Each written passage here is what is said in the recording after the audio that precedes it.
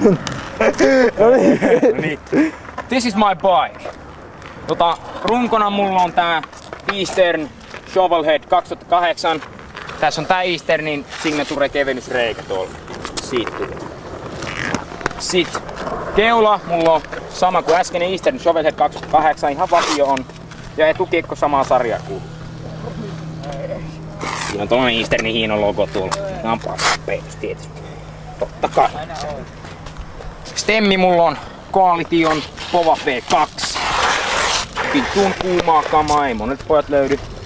Sit tanko, mulla on tää Flybikes Montana 875 korkea, 29 leveä. Vittuun hyvä tanko, suosittelen ihan kaikille pitkille pojille.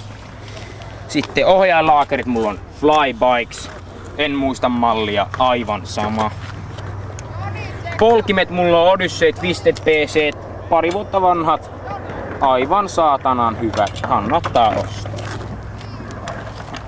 Ja kumit mulla on Fit Fuff 20 eessä ja takana. Ja hamppi on McNeil Prim, vispaa aivan vitusti. Ja sit ketjut on Shadow Interlock V2. Ja punaiset on tosi seksikkäät tietenkin. Takakiekko Valtteri Ristilän vanha, helvetin hyvä. Napa on Odyssey Hazard V jotain.